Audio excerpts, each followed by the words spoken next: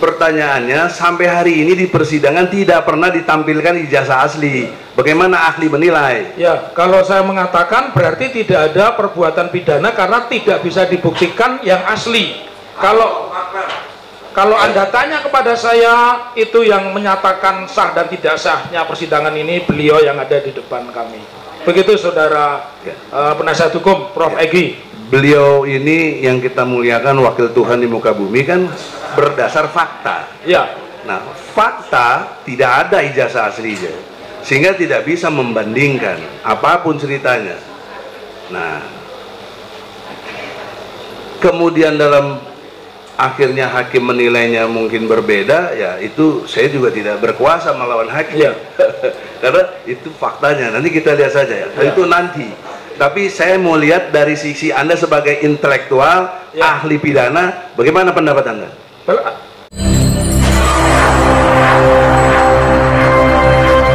Kita mulai sampai nanti kita break jam 5, silakan. Tadi kita berikan kesempatan pertama dari tim penasihat hukum untuk menggali dari keterangan pendapat dari ahli ini. Monggo silakan.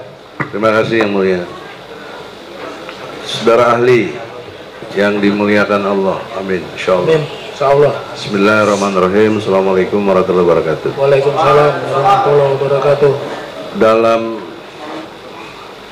kategori pidana, ya, itu satu ciri khasnya adalah telah selesai dilakukan. Ya. Pengertian telah selesai sesuai dengan tuduhan atau dakwaan yang menjadi sangkaannya dan keterdakwaannya kepada yang didakwa. Menarik dalam persidangan ini, banyak ahli juga yang sudah ini, yang dari pihak kejaksaan sendiri, ahli pidana, khususnya fokus saja kepada masalah ijazah asli. Ya. Jokowi 22 orang, tadi tambah 1 jadi 23. Saksi ahli 6, saksi fakta 17. Dari pihak mereka, satu pun tidak ada yang pernah lihat ijazah asli. Sementara proses ini, sidang ini sangat butuh fisikal dari ijazah asli itu. Semua sepakat dalam konteks itu. Bahkan saksi-saksi yang lain akan mau menghadirkan, bahkan mau menghimbau Jokowinya, bahkan mau datangkan Jokowi rumahnya di sini anaknya itu. Tapi hingga hari ini tidak ada ijazah aslinya itu. Pertanyaan seriusnya, beban pembuktian dalam pidana ini ada pada siapa? Tentu kita mengetahui jaksa, tapi Anda harus uraikan secara objektivitas teorinya, ya, dan apa akibat dampak hukumnya bila ijazah asli itu tidak ada. Ya. Mohon dijelaskan. Baik, saya akan mendeskripsi dulu tentang apa yang dimaksudkan asas legalitas dari Ludwig von Verbach, ya. Jadi Ludwig von Verbach, kenapa saya harus mendasarkan asas legalitas? Karena baik di KUHP yang baru maupun KUHP yang lama semuanya diatur. Di KUHP yang baru diatur di pasal 2 ayat 1, di KUHP lama diatur di pasal 1 ayat 1. Jadi bahasa aslinya nullum delictum nulla puna sine previa lege punali. Jadi tidak ada perbuatan yang dianggap bersalah sampai ada aturan undang-undang yang mengatur tentang itu. Kemudian yang kedua, tidak cukup sampai di situ untuk membuktikan kesalahan seseorang seperti tadi yang saudara penasihat hukum terangkan di awal sebagai prolog pertanyaan kepada saya. Yang kedua, adakah unsur kesalahan di situ? Jadi satu asas legalitas, yang kedua adakah unsur kesalahan? Kalau tidak ada unsur kesalahan, berarti tidak ada perbuatan pidana di situ. Lalu bagaimana kewajiban beban pembuktian? Kalau kita mengikuti tadi bahwa asas legalitas tiada pidana tanpa kesalahan berdasarkan aturan yang sudah ada, dan mohon maaf Bapak Hakim Ketua dan teman-teman jaksa, saya mungkin tidak akan kepada perkara ini karena kapasitas saya sebagai ahli. Jadi saya hanya akan menjawab dari proses pemidanaan. Bagaimana beban pembuktian? Beban pembuktian karena ini adalah perkara pidana dan kita mengenal dua fungsi jaksa itu sekaligus. Satu, jaksa itu sebagai penuntut umum, sebutannya general attorney.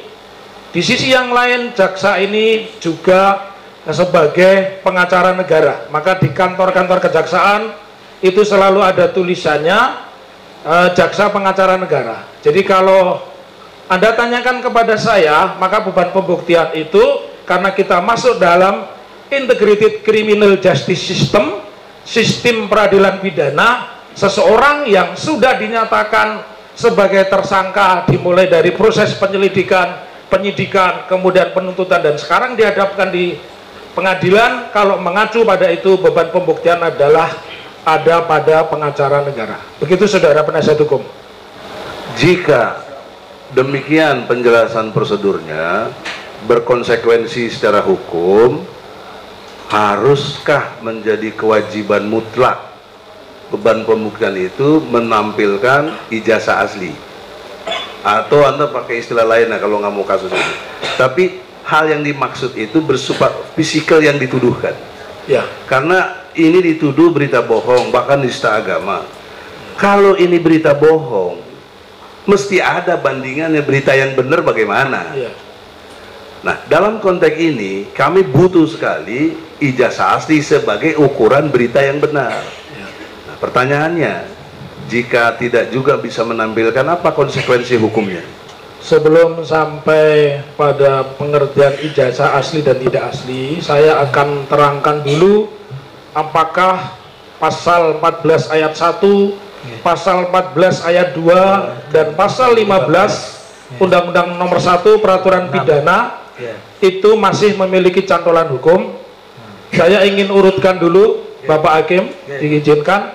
Jadi yang pertama, KUHP yang kita kenal itu dulu dengan bahasa aslinya adalah Wetboek van Strafrecht voor Nederland Indie, yang artinya adalah kitab undang-undang hukum pidana untuk Hindia Belanda, karena pada saat itu Belanda juga membuat KUHP untuk Afrika Selatan, juga membuat KUHP untuk Papua New Guinea. Nah, dengan Stadblad 732 per 1 Januari 1918 diberlakukanlah KUHP tersebut. Lalu kapan KUHP ini menjadi meng-Indonesia? Diundangkanlah dengan Undang-Undang Nomor 1 tahun 46 yang kita mengenalnya sekarang KUHP. Tetapi di situ ada catatan, di bab 17 Romawi disebutkan bahwa KUHP saat itu hanya berlaku di wilayah Jawa dan Madura. Lalu kemudian ditambahkanlah dengan Undang-Undang Nomor 73 tahun 58 yang menyatakan bahwa KUHP atau Wetboek van Strafrecht itu berlaku di seluruh Indonesia. Lalu saya lanjutkan kemudian ya, bahwa kapan lagi ada perubahan? Perubahan itu mendasarkan kepada PNPS nomor 1 tahun 56 ya, dengan dimasukkannya pasal 156A. Perubahan yang berikutnya lagi kapan terjadi? Perubahan yang berikutnya lagi terjadi, dan itu sudah di era Orde Baru, adalah dengan Undang-Undang Nomor 27 tahun 99 dengan dimasukkannya pasal 107 A, B, C, D, E. Karena pada saat itu pasal 107 itu adalah anslah, makar. Dimunculkanlah kemudian larangan menerbitkan kaos PKI, lambang PKI bukan hanya pada TAP MPRS Nomor 25 tahun 66, tapi lebih tegas dimasukkan di dalam KUHP. Lahirlah kemudian pasal 107 A, B, C, D, E dan seterusnya. Nah, jadi maksud saya ingin mengatakan sebelum sampai kepada pertanyaan tentang asli dan tidak asli, saya ingin sampaikan kalau kita mendasarkan pada ajaran Ludwig von Verbach, maka seseorang bisa dipidana itu setidaknya ada dua alasan. Satu, peraturan pidana itu memang sudah mengatur, sudah ada perbuatan, sudah ada undang-undang sebelum perbuatan itu terjadi. Karena perlu saya tambahkan di sini, setelah Perang Dunia Kedua tidak mengenal lagi asas retroaktif, artinya sebuah aturan pidana itu tidak bisa berlaku surut. Kemudian mendasarkan pada pertanyaan saudara, asli dan tidak asli ukurannya sederhana, ya. Kalau itu non mediasi penal, kita mengenal non mediasi penal, insya Allah rekan-rekan jaksa dan Bapak Bin juga mengerti. Salah satunya adalah Undang-Undang Lingkungan Hidup dan Peradilan Anak mengenal sistem diversi, jadi perkara itu justru disimpangi. Maka ada di situ adalah mediasi penal, perkara-perkara seperti itu bisa dilakukan proses tanpa harus melalui persidangan, karena pembuktiannya sederhana. Kalau Anda tanya kepada saya, ijazah saya asli atau tidak, otoritasnya cuma dua. Seorang dokter dilihat PD Dikti, nomor induk dosen nasional saya ketemu. Taufik ini dokter mana, disertasinya apa, kapan lulusnya sudah ketemu. Ya, itu yang pertama. Yang kedua, jadi semuanya ditentukan berdasarkan lembaga yang memiliki otorisasi, ya. Lalu yang lebih sederhana lagi, kalau memang seseorang ditanya tentang keasliannya, cukup sederhana, saudara advokat Prof. Egy Sujana tinggal menyerahkan saja ijazah aslinya. Menurut saya sudah selesai, karena hukum memang memberikan kesempatan non mediasi penal, jadi bisa diselesaikan di luar pengadilan. Pembuktian itu pembuktian yang sangat sederhana dan mudah. Begitu saudara. Ya, terima kasih saudara Hari. Tapi fakta di persidangan amat sangat terang benderang kaitan dengan institusi tadi. Kalau dokter kaitan dengan dikti, kalau ini yang diproseskan SD, SMP, SMA, itu paling tidak kepala sekolah, itu sudah semua ditanya. Tidak ada yang pernah lihat, bahkan dilegalisir, tapi tidak pernah tahu ijazah aslinya. Ya. Nah, yang kedua, buku induknya hilang, buku induk hilang, untuk dikonfirmasi. Ya. Kemudian ada yang dimakan rayap. Tinggal satu peluang yang sangat mungkin dari yang pemegang ijazah itu sendiri. Dalam hal ini yang terhormat Presiden kita semua, Bapak Insinyur Jokowi. Kan begitu, ya, logika hukumnya. Maka pertanyaannya, mengapa kalau dia sibuk presiden, wajar kita maklumi. Kan bisa perintah Jaksa Agung. Jaksa Agung pinta ini sama jaksa-jaksa ini. Tapi itu pun tidak ada sampai hari ini. Ya. Bagaimana pandangan hukum pidana dalam konteks ini? Berarti di situ tidak ada perbuatan pidana. Pidana kan asas legalitas. Pasalnya diatur tentang palsu itu apa, hoax itu apa, menyebarkan fitnah itu apa.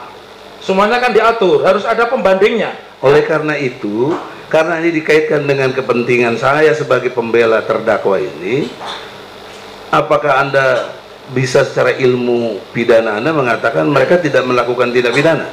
Tegas ya, saya juga menulis buku tentang ITE, ya, ini buku ke-7 saya menulis semua hal yang mereka sampaikan di medsos atau apa, itu semua ada di sini ya, di Undang-Undang Informasi dan Transaksi. Jadi tegas terhadap pertanyaan saudara, saya mengatakan pembuktian itu ada dua. Kalau kita mau non mediasi penal, ya, artinya di luar pengadilan pakai mediasi penal, tidak usah memuat unsur-unsur pidana, tinggal bertemu kedua orang diselesaikan. Kalau tidak, ilmu pidana itu punya, makanya ada lembaga otorisasi scientific justice crime, dibuktikan dengan ilmu pengetahuan. Siapa yang punya otoritas untuk bisa mengatakan palsu, berarti harus ada yang asli. Yang mengatakan asli adalah lembaga yang punya otoritas. Dalam hal ini adalah laboratorium forensik yang bersertifikat.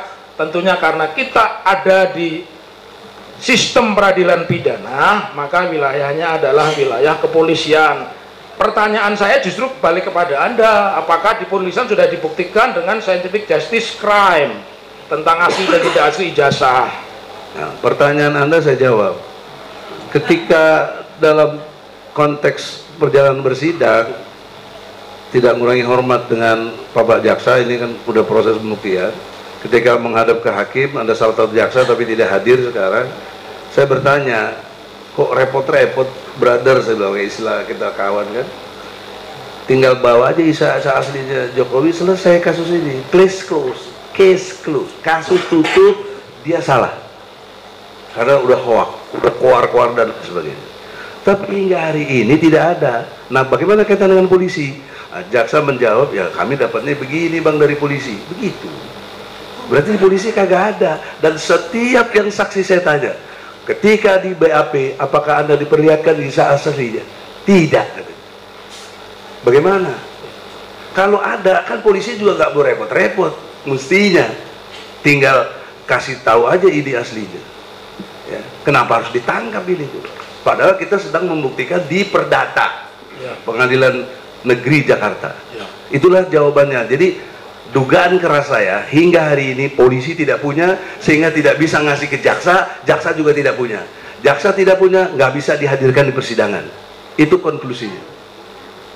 Bagaimana Anda menilai? Kalau begitu, sebuah perbuatan pidana itu bisa dipertanggungjawabkan kalau ada unsur kesalahan. Dan unsur kesalahan kalau mendasarkan KUHP itu ada diatur di pasal 183, 184, tentang alat bukti, dan 185 ayat 2, bukti yang paling kuat adalah bukti yang dihadirkan di depan persidangan. Nah sekarang tidak ada kalimat itu, buktinya nggak ada, itu tidak ada kalimat selain itu, dan itulah yang disebut sebagai integrated criminal justice system, atau di dalam bahasa Indonesia adalah sistem peradilan pidana. Ngerti. Pasal 185 itu kan konklusi yang amat jelas tentang dihadirkan di persidangan. Pertanyaannya, sampai hari ini di persidangan tidak pernah ditampilkan ijazah asli. Bagaimana ahli menilai? Ya, kalau saya mengatakan berarti tidak ada perbuatan pidana karena tidak bisa dibuktikan yang asli. Kalau Anda tanya kepada saya, itu yang menyatakan sah dan tidak sahnya persidangan ini beliau yang ada di depan kami. Begitu saudara penasihat hukum Prof. Egy. Beliau ini yang kita muliakan, wakil Tuhan di muka bumi, kan berdasar fakta. Ya. Nah, fakta tidak ada ijazah aslinya, sehingga tidak bisa membandingkan apapun ceritanya. Nah, kemudian dalam akhirnya hakim menilainya mungkin berbeda, ya itu saya juga tidak berkuasa melawan hakim. Ya. Karena itu faktanya. Nanti kita lihat saja ya. Ya. Itu nanti. Tapi saya mau lihat dari sisi Anda sebagai intelektual, ya, ahli pidana, bagaimana pendapat Anda? Bahwa persidangan itu tidak sah kalau tidak bisa menghadirkan bukti pembanding. Tidak sah ya? Tidak sah. Tidak sah. Harusnya kasus case close ya? Ya. Gitu. Mekanismenya lewat putusan pengadilan, karena sudah di pengadilan. Tambah lagi, saudara-saudara. Ya. Pasal 143 KUHP ayat 1, 2, dan 3 kita semua tahu tentang lengkapnya dakwaan jaksa, ya, tentangnya jelasnya dakwaan jaksa, ya toh, dan tentangnya cermatnya jaksa dalam mendakwa. Apakah ahli menilai dengan tidak ada ijazah asli dibawa ke persidangan itu tidak lengkap, itu tidak cermat, itu tidak jelas dari jaksa? Kalau pendapat saya, karena itu wilayah pekerjaan jaksa, saya hanya menjawab secara akademis. Ketika kita mendudukkan seseorang sebagai terdakwa di depan persidangan, kita harus bisa membuktikan dengan segala konsekuensinya. Maka ada putusan namanya onslah, ya, ada putusan fisprah, dan ada putusan terbukti. Begitu saudara penasihat hukum. Dari kategori fisprah, onslah, itu yang tepat buat ini siapa? Kalau seperti itu onslah. Onslah. Nah, jelas, tegas. Tegas. Ya? Nah, berarti Anda betul ahli yang